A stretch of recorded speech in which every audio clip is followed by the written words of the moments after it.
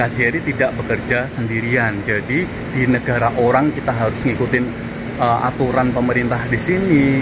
Misalkan bagaimana harus melibatkan maktab amal, jawazat, kepolisian, kemudian Kementerian Luar Negeri, pokoknya melibatkan banyak pihak. Saya tahu itu, kita harus tahu itu, kita harus paham itu. Jadi kalian jangan terlalu menyalahkan KJRI atau KBRI. Cuman untuk KBRI atau KJRI juga jangan stuck di situ aja gitu. Jadi harus cari solusinya gitu. Teman-teman PMI itu tahu bahwa setiap PMI dari Filipina, selalu pasti kalian tahu ya, itu ketika dapat masalah, embassy dari Filipina itu keren loh. Saya ngalami sendiri. Saya punya teman Filipina juga, teman dekat saya juga. Jadi ketika ada masalah, selalu bahwa kalau sama bosnya itu, saya akan lapor embassy gitu. Majikannya tuh langsung takut gitu loh. Kayak bener-bener bisa diandalkan gitu. Saya tidak, semoga ini tidak menjadi sebuah kayak membanding-bandingkan, tidak. Ojo dibanding-banding ya. Untuk teman-teman juga, kalau kalian punya masalah, kayaknya jangan terlalu berharap banget dengan orang lain. Kalian harus berjuang sendiri. Yang tanggung jawab dengan diri kalian sendiri adalah kalian sendiri. Assalamualaikum warahmatullahi wabarakatuh. Apa kabar? Semoga sukses dan sehat semuanya ya. Sesuai dengan judul thumbnail video ini, TKI lapor KJRI percuma. Percumanya ada tanda tanya ya. Jadi ini nggak cuma dari saya aja, tapi suara-suara dari teman-teman di luaran sana juga sependapat dengan kalimat ini, bahwa kayak kesannya itu kita minta tolong ke KJRI, terus kesannya itu kayak percuma gitu.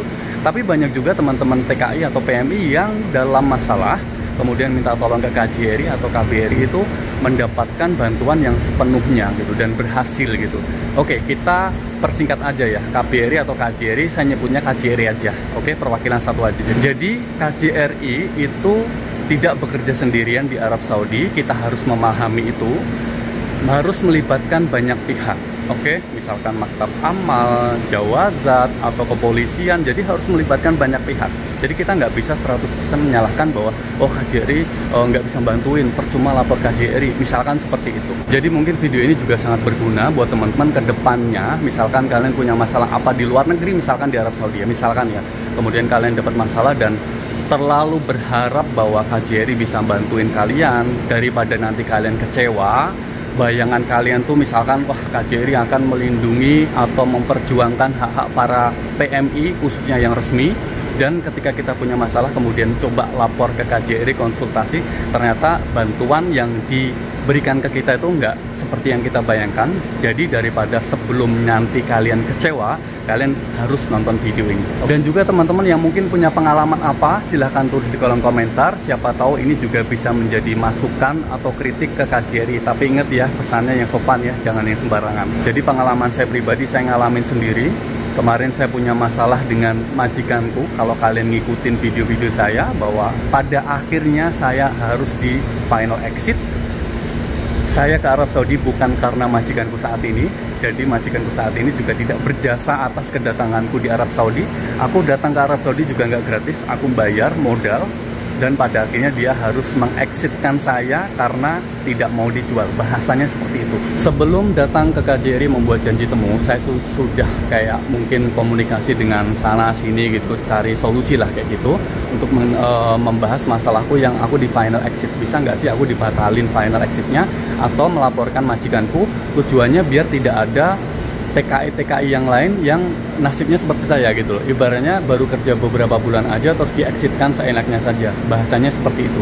Harapanku sih, bayanganku ya, lapor KJRI itu akan benar-benar dibantu. Karena apa? Mungkin selama ini ada teman-teman yang bermasalah kemudian minta tolong ke saya, kemudian saya minta tolong ke mana mungkin orang-orang terdekat KJRI, dan saya pun berpikir bahwa kenapa nggak coba misalkan ya, ini bahas TKI yang resmi ya, misalkan yang resmi yang benar-benar digaungkan sama pemerintah, kalian harus daftar TKI secara resmi, jangan proses tidak resmi. Jadi TKI resmi itu kayak harus diprioritaskan gitu loh. Bayanganku itu ketika kita mendapatkan masalah dengan majikan, minimal itu misalkan pihak KJRI menghubungi atau mengintervensi, mencoba secara kekeluargaan lah, menghubungi majikan kita. Oh, ini ada orang Indonesia, orang kita yang bekerja sama kamu punya masalah ini, bagaimana? Intinya kayak gitulah, ngomongnya secara kekeluargaan dulu gitu loh. Karena ibaratnya bayanganku sendiri itu kayak KJRI itu punya kekuatan gitu loh. Bukan hanya sekedar yang orang-orang biasa atau kantor-kantor biasa, tapi ini KJRI loh, embassy. Bahasanya kan kalau orang nggak tahu atau nggak punya masalah di luar negeri ya, pasti kan bayangannya seperti itu ya. Apalagi sekarang kita sering melihat bagaimana pemerintah kayak benar-benar memperjuangkan melindungi para PMI, khususnya para PMI yang resmian. Jadi setelah saya mendapatkan beberapa informasi sebelum saya mencoba untuk membuat janji temu ke KJRI, ya udah saya kumpulin nih informasinya dan semoga ada harapan. Tapi ternyata ketika saya menemui staf KJRI, saya cerita semua gitu, masalahnya saya cerita semua, tapi di situ saya tidak mendapatkan poin atau bantuan yang sekiranya itu kayak ini loh, saya sebagai perwakilan pemerintah Indonesia yang ditempatkan di masing-masing negara yang akan melindungi dan memperjuangkan hak para PMI, khususnya PMI yang resmi.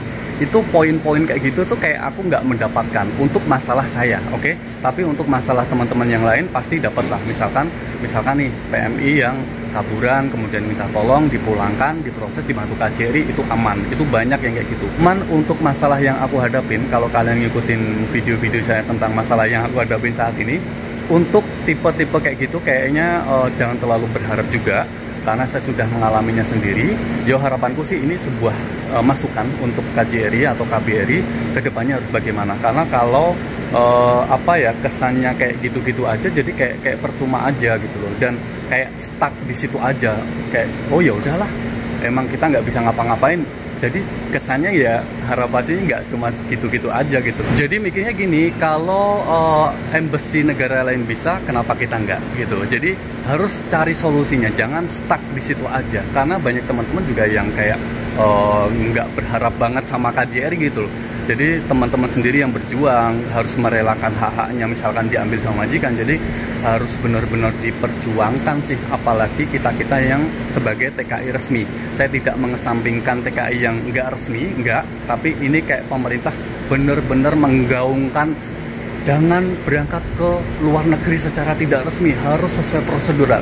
Itu artinya kan yang resmi kayak benar-benar dilindungi kan ya. Jadi ketika saya lapor KJRI, intinya itu saya harus lapor ke maktab amal sendiri, berangkat sendiri, bayar sendiri, buat laporan sendiri.